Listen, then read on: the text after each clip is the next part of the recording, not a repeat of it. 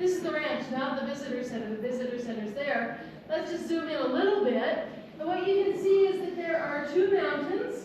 The one on the right is called Mount Locke, and the one on the left is called Mount Folks. Mount Locke has two big white domes on it. Mount Folks has the one silver dome, plus some smaller white domes on it.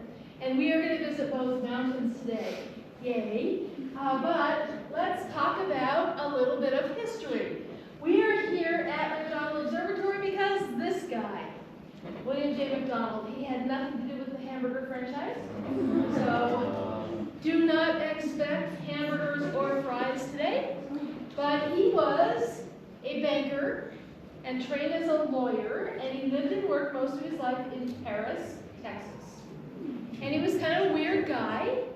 He was, what was weird about him? He was a lifelong bachelor. He didn't have any kids of his own. He liked science. He was frugal. He, for example, I've heard that he shoed his horses himself, and that he owned one of the very first automobiles in Paris, Texas, and he hardly ever drove it. But he did like science, and when he died, he left the bulk of his estate to the University of Texas, and these words were in his will. He wanted the money to be used to build and equip an astronomical observatory, both for research into astronomy and for the promotion of the astronomical science. I get to do the promotion part. And so that was pretty cool, wasn't it? It was a big surprise to several different entities. It was a big surprise to his family.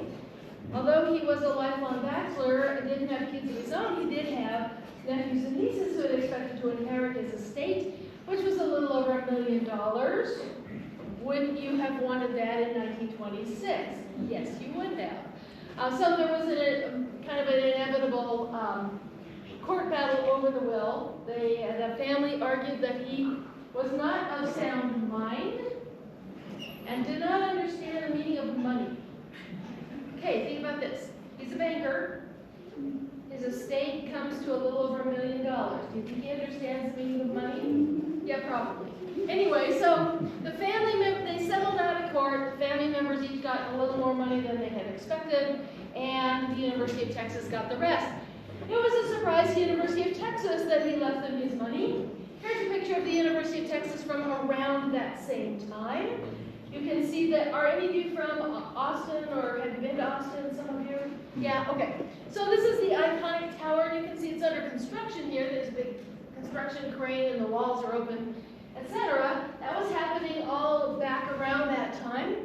University of Texas was surprised to get Mr. McDonald's money for two reasons. One, he had not attended UT.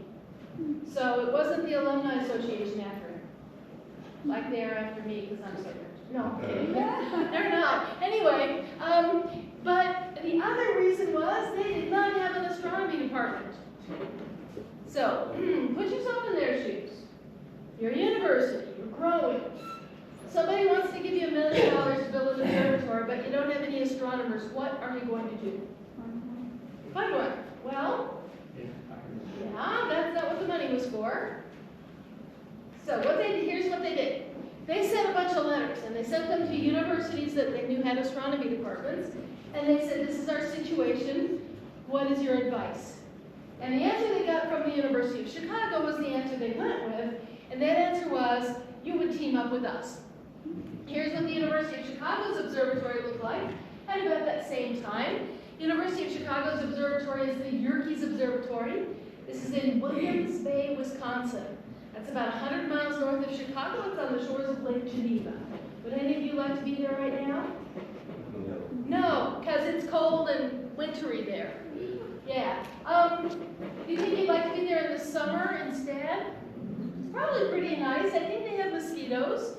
There are more trees there. But I want to point out a thing or two about this observatory. The Yerkes Observatory is built on the old style, where everything is in one building. You can see there's 3 domes that you can see, and they're all part of one building.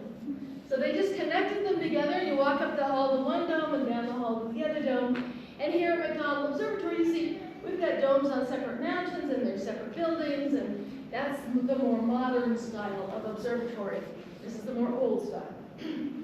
Okay, so what and so we did. Here's the University of Chicago's, the big dome houses the largest refractor telescope in the world. Here's a picture of it. It was the largest refractor telescope in the world in the 1920s when McDonald Observatory was established. It's got this is a telescope, and this is the style of telescope that maybe you're used to thinking of when you think about a telescope. It's got a lens at one end, place to look from the other end. Okay, lens is up here. You see the human in this picture? Yeah, this is a really big telescope. That's extra long. I always forget how long it is, but it's long. It's like 60 feet long.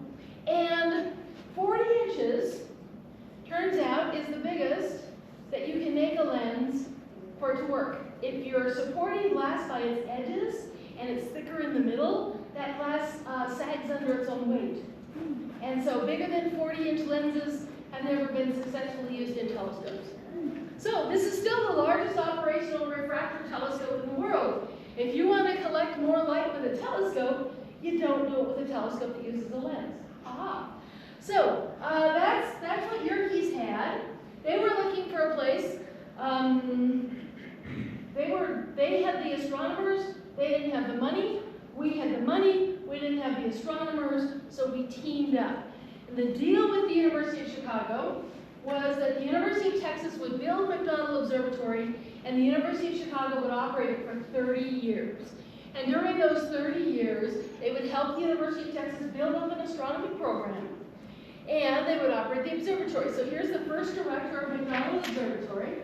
The man is named Otto Struve. He came from a very long line of astronomers. I think his grandfather was an astronomer, and his father, and some uncles, and whatever. And he was the director of the observatory. He was also the director of the Yerkes Observatory, so he had quite a commute, and you couldn't do that work by Zoom back then. So I don't know what all he did, but there he is. And our first telescope here at McDonald was named in his honor, and here's a picture of it.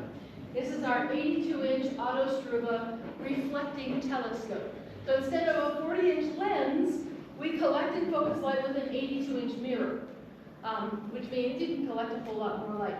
Did any of you go on the 82-inch telescope tour today?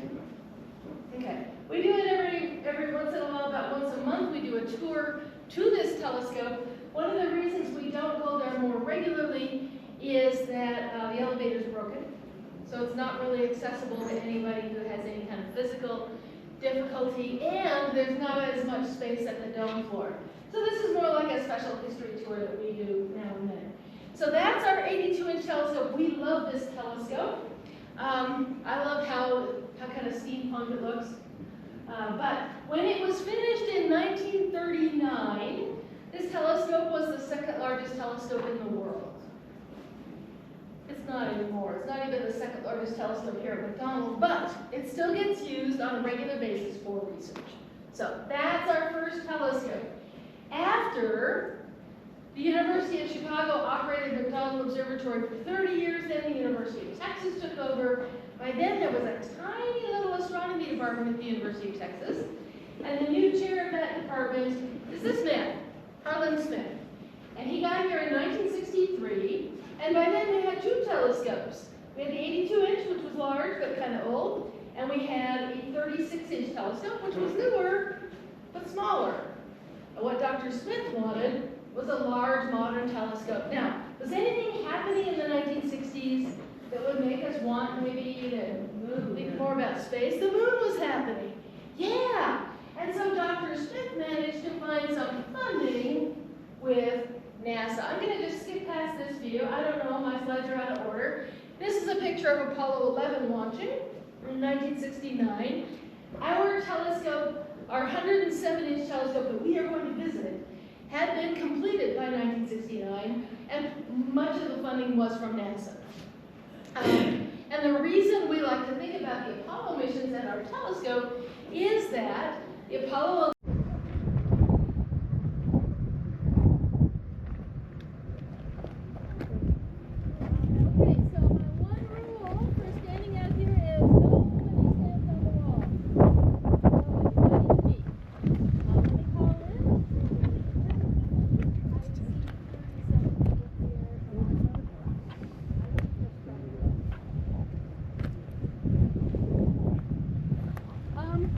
Well, I hope you like the view here. Isn't it good?